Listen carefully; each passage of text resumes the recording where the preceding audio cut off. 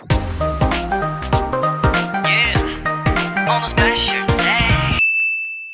I'm ryanxkylee and welcome to my YouTube channel. Okay, so for today we have a skincare review video about a recently launched brand that has been talked about lately, and this is Bare Better. Okay, so Bare Better is a skincare brand that was launched on September 10, and their main products are 6 serums called the Betters. And I'm gonna be grouping these serums into two groups, mainly one with actives and one without.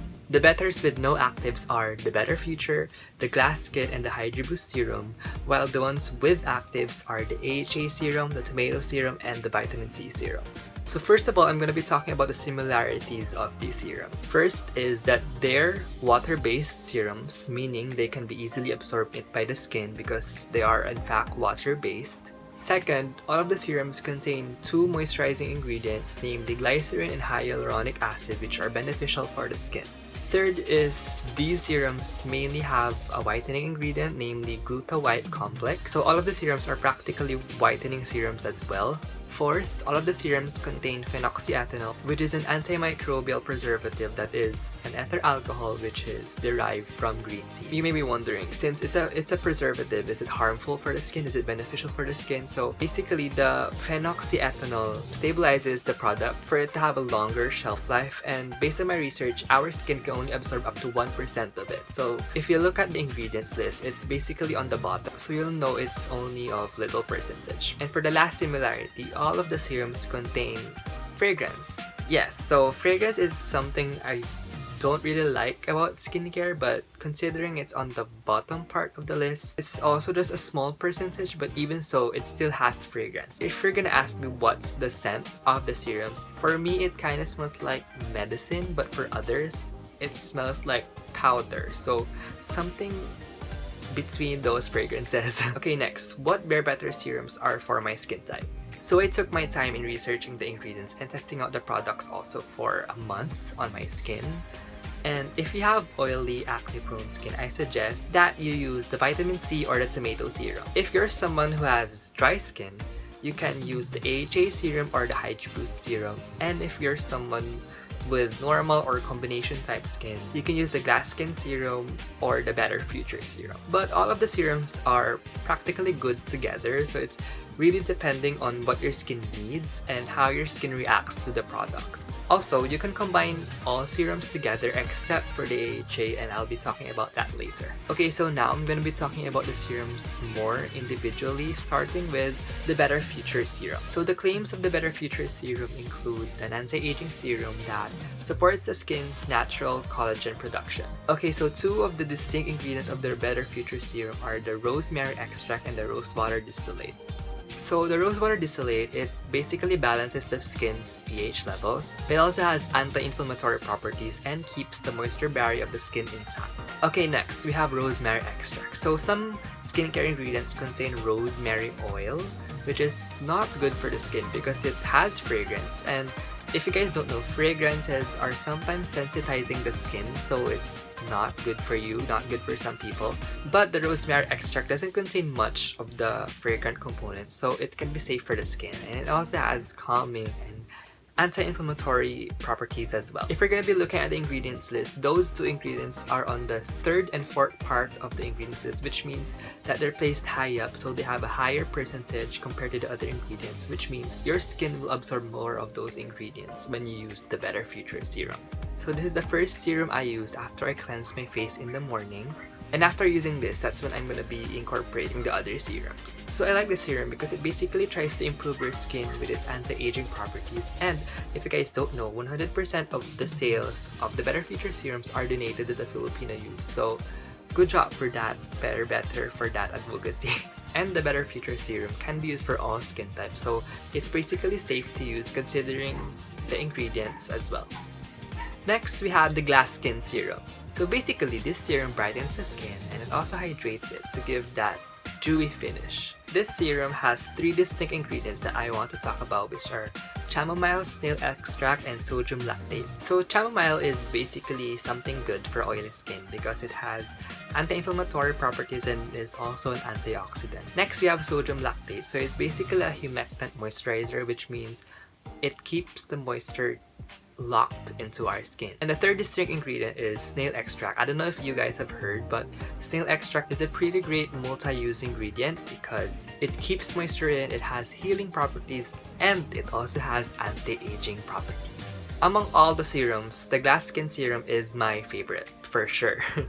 So I use this second in the morning after using the Better Future serum. This is honestly a great starter brightening serum for those who want to try skincare because it doesn't contain any harmful ingredients except for the small amount of fragrance. So I highly suggest everyone to try this out. The next serum we have is the Hydro Boost serum. So this serum's claims are moisturizing with high whitening effect. So this serum has two distinct ingredients that I want to talk about, which are aloe vera extract and Claire Blanche. So Claire Blanche is something you haven't heard of, I think, but it's basically a skin whitening ingredient.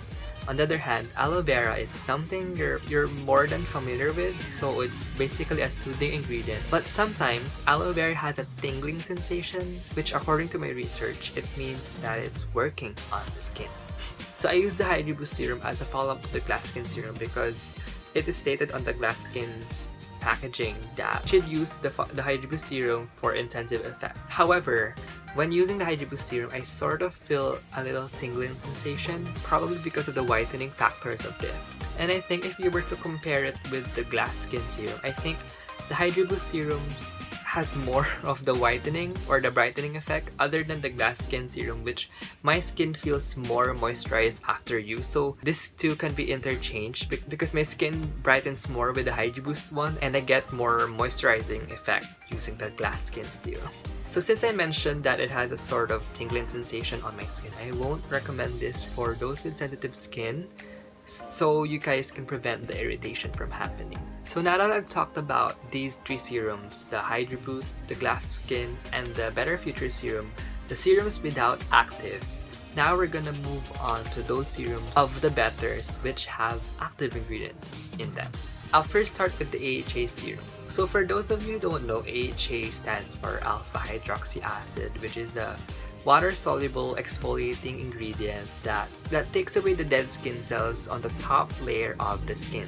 So the AHA serum claims that it can speed up the skin's natural exfoliating process. So I will be talking about three distinct ingredients of the AHA serum, which are glycolic acid, malic acid, and lactic acid, and these three are actually types of alpha hydroxy acids or AHAs. First, we're gonna be talking about the glycolic acid. So this is basically the powerful type of AHA, which means it can really exfoliate your skin. Second, we have lactic acid. So compared to glycolic acid, this is the more gentle type of AHA. And then we have malic acid. So let's say that the molecule size of the glycolic acid and the lactic acid are around like this big only, but the molecular size of malic acid is bigger than the other two types of AHAs. However, malic acid can't work on its own, so it's best to combine it with other types of AHAs like the other two mentioned earlier. So in the ingredients list, it doesn't really say how much percentage of the AHAs are used in the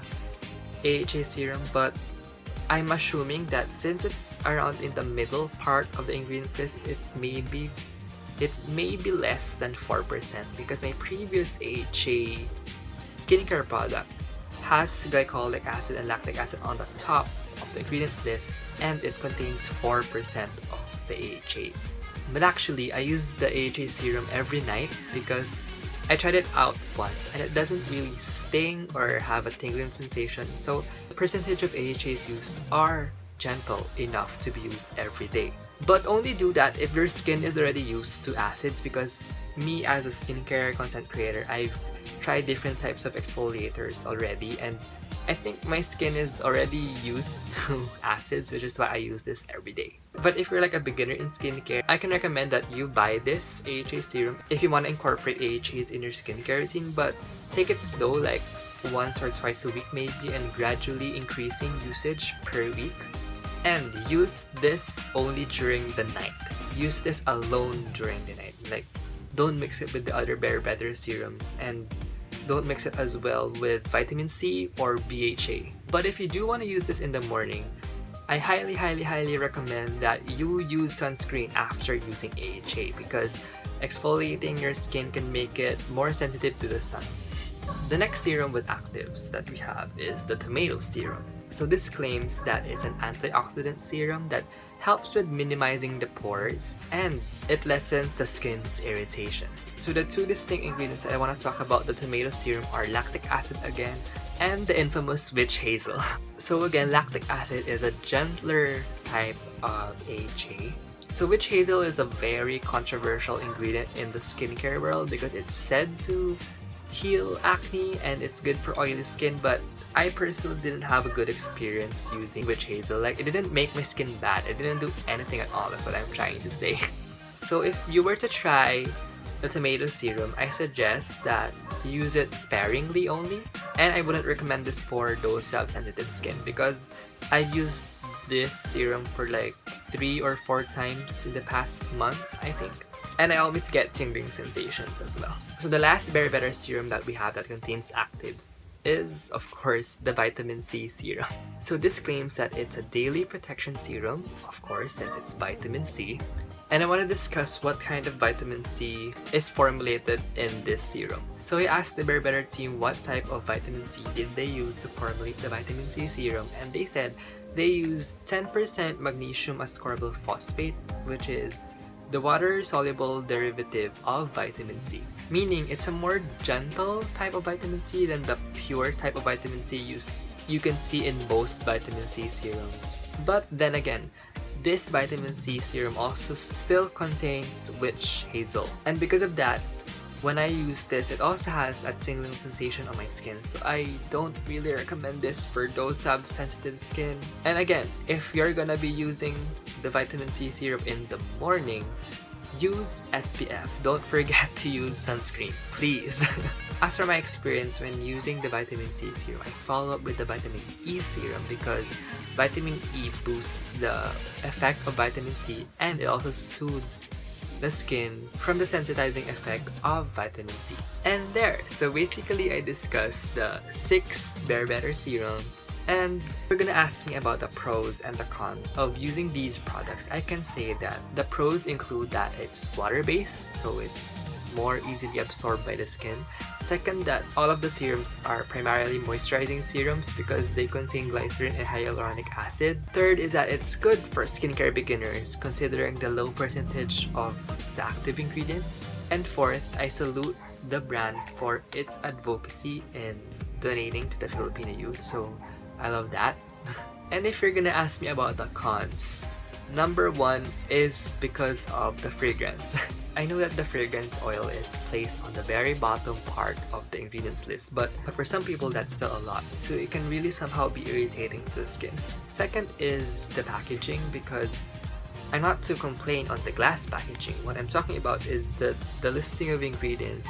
It doesn't have any percentage of the ingredients being used, and that's somehow essential if you're gonna be buying new skincare, which is the product must show you how much of the percentage of one ingredient is used. And lastly, the somehow usage of sensitizing ingredients in the skincare. But overall, I'm highly satisfied with the effects of the Berry Better serums on my skin. So I got the Berry Better serums like a month ago, and I've been constantly using them in my skincare, and as you can see, my skin has that natural glow from using the Berry Better serums in my daily routine. If you would ask me what my personal routine using the Berry Better serums are, for the morning, like what I said earlier, I first use the Better Future serum, then I follow up with the Glass Skin serum, then the Hydro Boost serum, then I alternately use the tomato one or the vitamin C one, but never at the same time. Then for my night routine, I only use the AHA serum alone. And if you would ask me what Berry Better serums I would purchase again, I would say the Glass Skin serum, the Hydro Boost serum, and the AHA serum.